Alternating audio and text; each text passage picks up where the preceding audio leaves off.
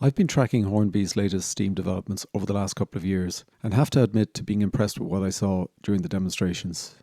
While I don't model the Steam eras, the P2 has been one of my favourite Steam models, so having a preserved or rebuilt version in model form was a way of accommodating Steam on my contemporary layout. Given this, a retooled P2 with TXS sound and Steam support was too appealing to pass over. So how has it turned out, and is Hornby's latest Steam implementation something for the long haul? It's time to take a closer look.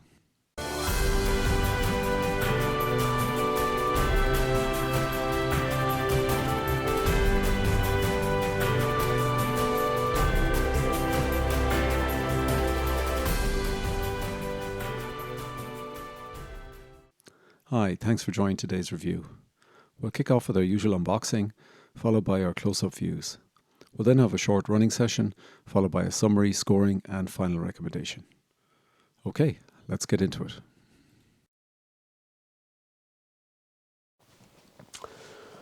Okay, this is kind of a special one for today. We're going to be looking at this Hornby LNER class P2, the Prince of Wales, with steam generator and sound. Does come with sound as well, Bluetooth-based sound. So let's get this guy out.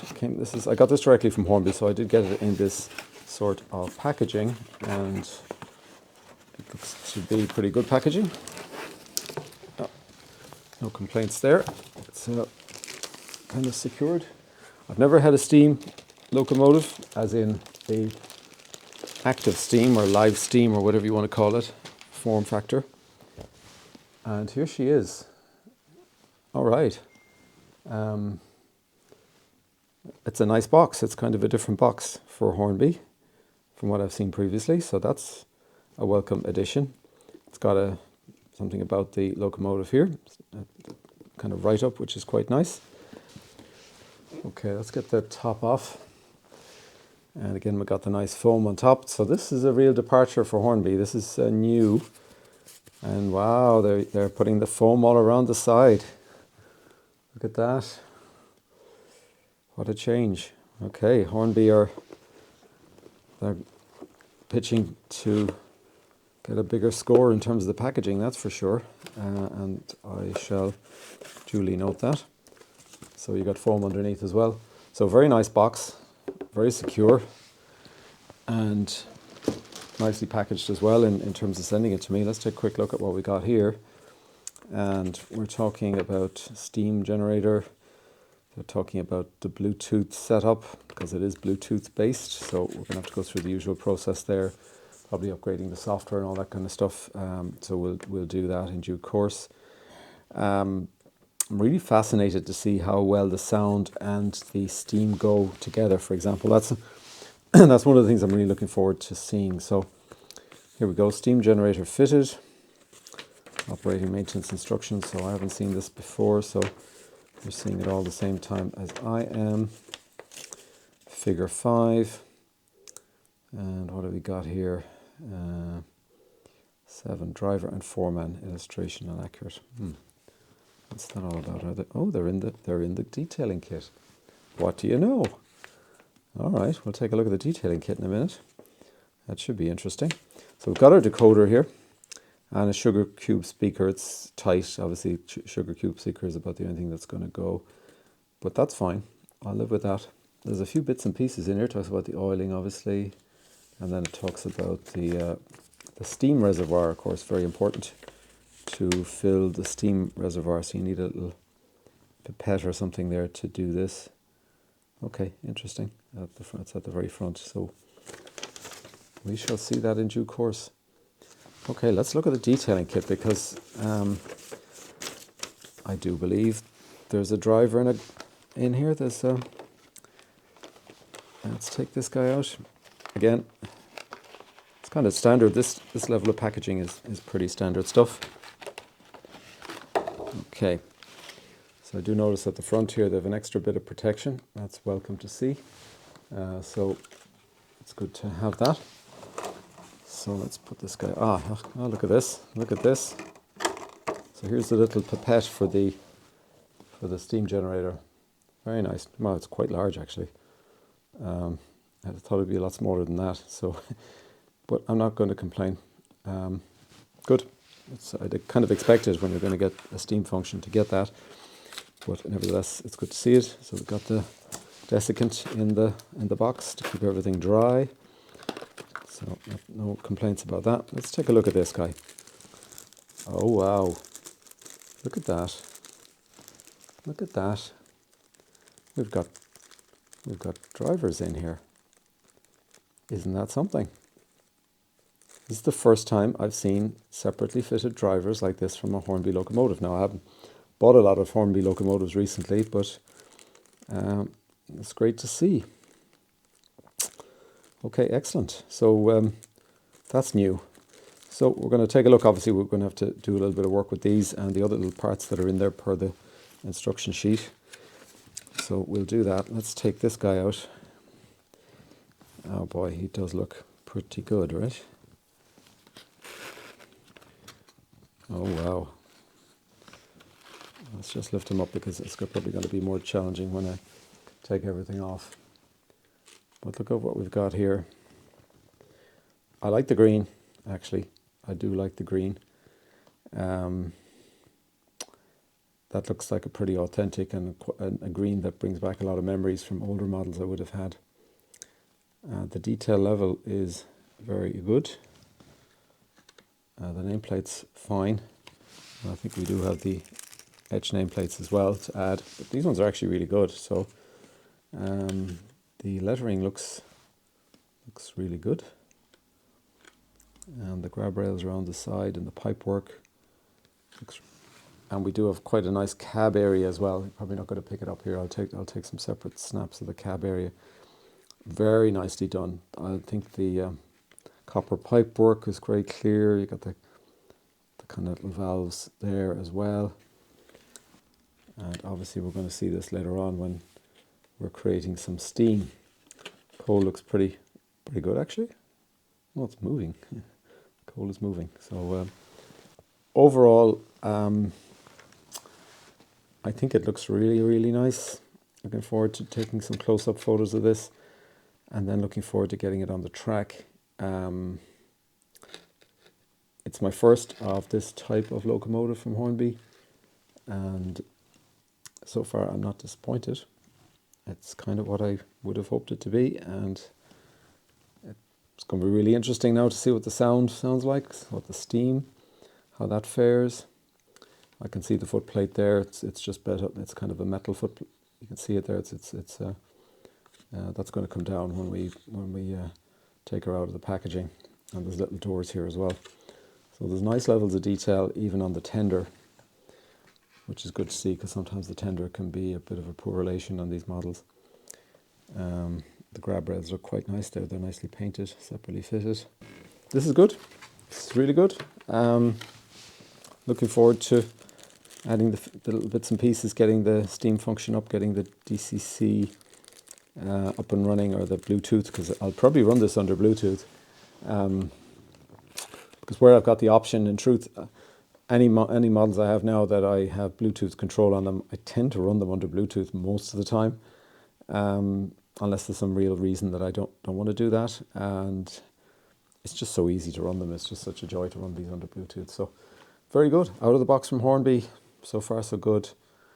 Really looking forward to, as I say, doing the close-ups and getting this on the track and getting some steam running and some sound. Okay.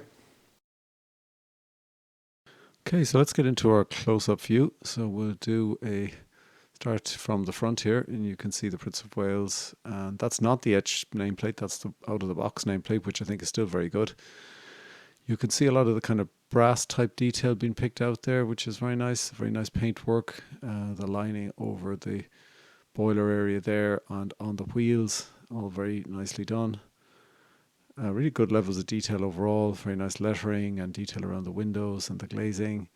I haven't got the drivers fitted yet. You'll see them later, and you'll see those vents on the roof that are all movable. You can open and close them, which is good. Got little doors there again around the tender area and also in the engine area, as we'll see those in other angles. Some nicely looking coal there, and the overall detail on the tender is actually quite good, and it does have spring buffers as well. So it is a very nice render of a tender that you don't normally get. It's definitely an improvement in quality, and there are pickups on all those wheels as well from an electrical perspective. So now getting a top-down view, and we can see the front and rear as well, and you can see the whistle at the front there and the front of the tank, and that's actually where you fill in the water at the front there. Comparing to, say, the previous P2s, the Cock of the North, for example, I just definitely think this is superior in pretty well most cases. It's just got more detail, things like the sprung buffers, the tender is much better. There's a lot of detail in the cab. We'll see that again in a couple of shots in a few minutes. The overall look of this locomotive is really top notch. I think Hornby have done a really good job here, and you can see the extra detail there under the boiler area towards the front, and again, and get the very nice red lining you can see there on the underbody area, and that's cut out very nicely. So it is a top-notch looking model, I think, visually, and they've done a very, very good job of it, have Hornby. And here we got the cab detail area, and you can see the really nice sort of brass-looking, copper-looking pipes. There is a lighted tinderbox as well, so there's an LED in there, and you might see that during the running session. I think it appears a couple of times. Now we're separated from the tender here, so we can't actually show you that. And now we've actually fitted the two drivers, so you can see them in situ. And they fit well. I think it's great to get them. It's great to get them out of the box, and so you can have them from day one. So again, that's a real plus from Hornby. So well done for that. Next thing we're going to look at here is the tender. So you can kind of see the extra detail here on the tender. You got the gauges there nicely called out, and there's a nice level of detail. And you got those little doors there. As extra detail, and as well as the grab rails at the outside. It's all just a notch ahead of what you would have seen on the previous versions of these P2s. And here we can see the joiner between the two cars that carries the electrical connectivity between the two. So it's different from what we had before, and I think it should probably be more robust. And again, we're seeing it there, and we're seeing that kind of footplate area there as well. And I was talking about those vents on the roof, and 4 of them are all, you can open and close them all independently. So again, that's a very nice extra detail. So let's get into the running session. We've got the steam running here, and we're going to kick off pretty slowly. And the chuff is synchronized to a sensor on the wheels, so it gives it a very nice, accurate kind of feel to it. So, and I was surprised actually at how good the steam effect actually works. You're always a little bit dubious about these things, and I didn't have previous experience with any of the other live steam or anything like that from Hornby, so this is my first steam experience. But I think they've done a very good job. It fulfills all my kind of expectations. You just have to keep it topped up. It'll keep you going for maybe about 20 minutes to half an hour, depending on how much heavy use you have of it.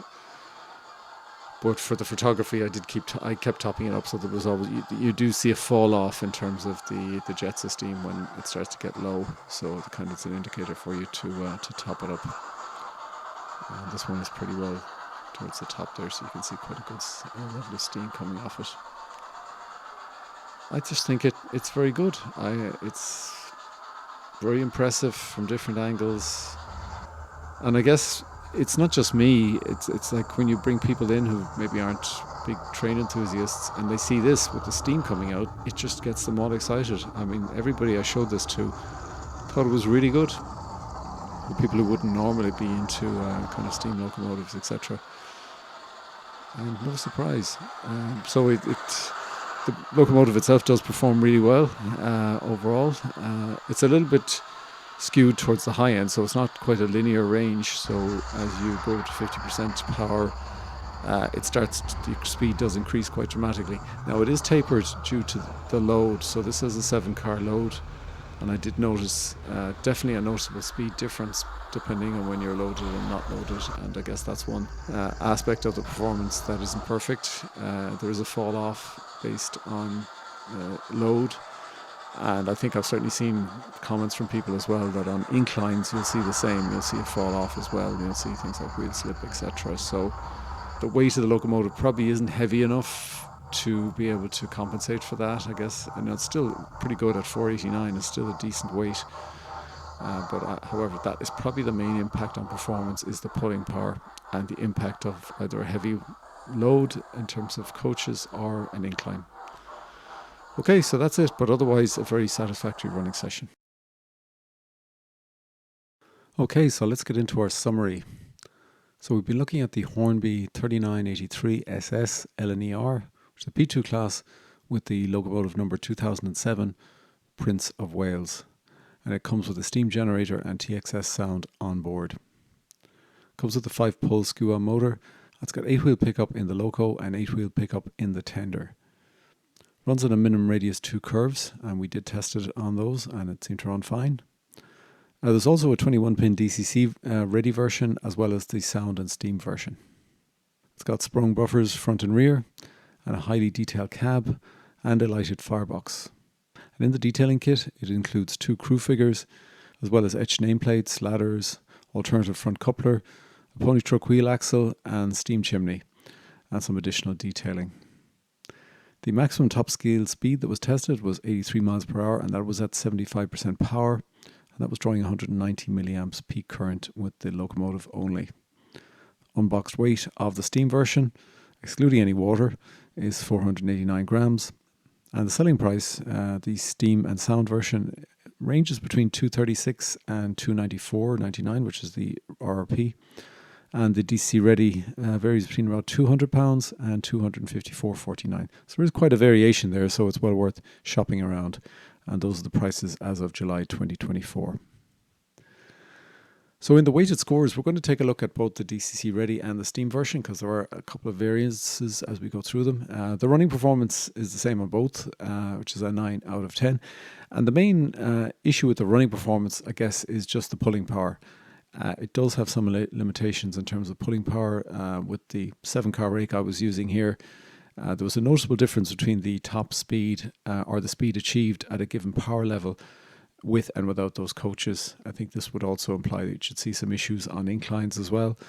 And I think we've seen that feedback from people who've had this model. So the pulling power is not quite what you might expect. It's certainly not an Acura scale class 66, for example, which was in our last review, but still very good. And the low speed performance is very good. So it is a 9 out of 10, and it is more than decent.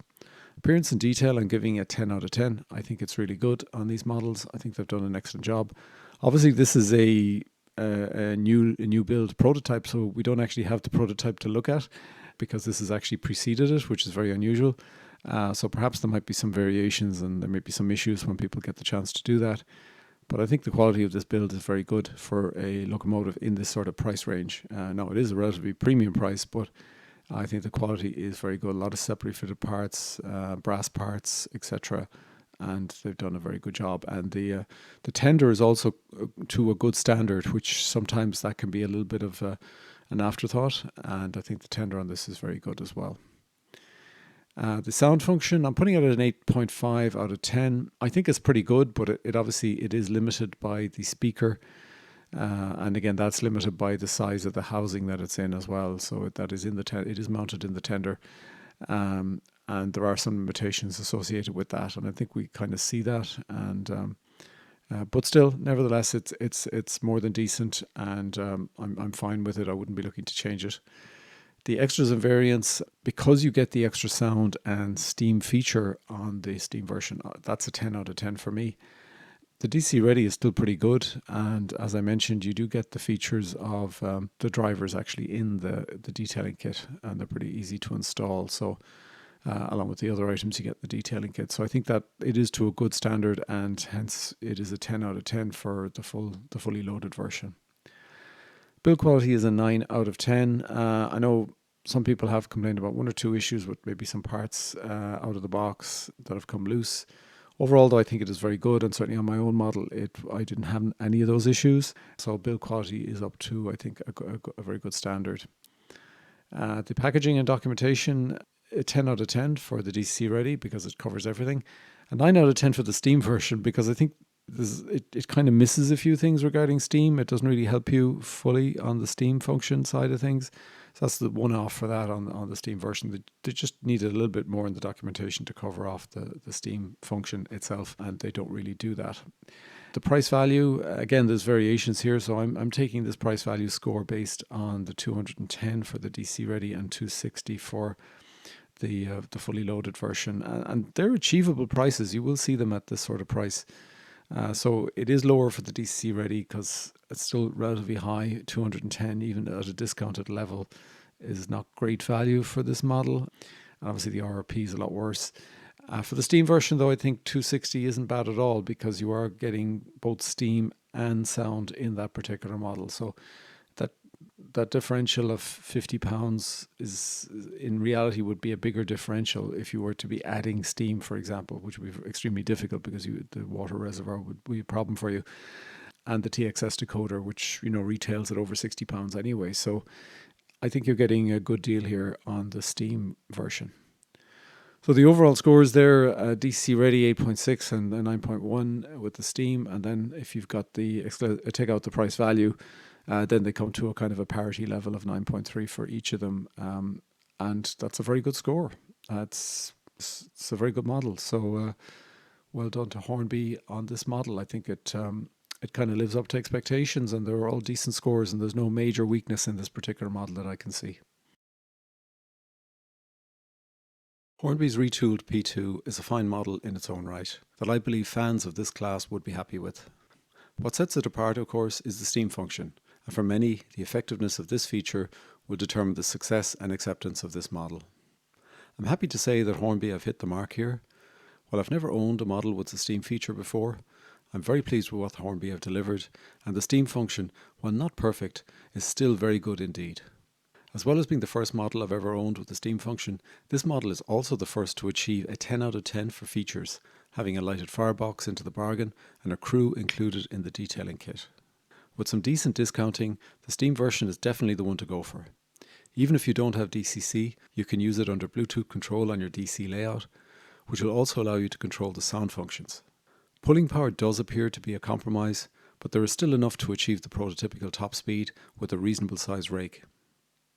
All things considered, the Hornby P2 Prince of Wales comes highly recommended, particularly in its full Steam configuration. In the 2 weeks I've been giving it a grueling, it's held up very well and given me lots of fun into the bargain. If Hornby's other Steam models are of the same standard, then Hornby could be onto something here, and Bachmann had better watch out. I'd go as far as saying that I'm not sure if I would purchase another Steam model now without this feature. It's that good. So what are your thoughts of this new P2 from Hornby and the Steam feature it provides? If you have any of Hornby's other models with the Steam feature, how have you found them? Please let us know in the comments. So thanks for joining today for what has been a relatively straightforward review of a model I'm very pleased with. Look forward to seeing you on the next one, and in the meantime, take care and happy modelling.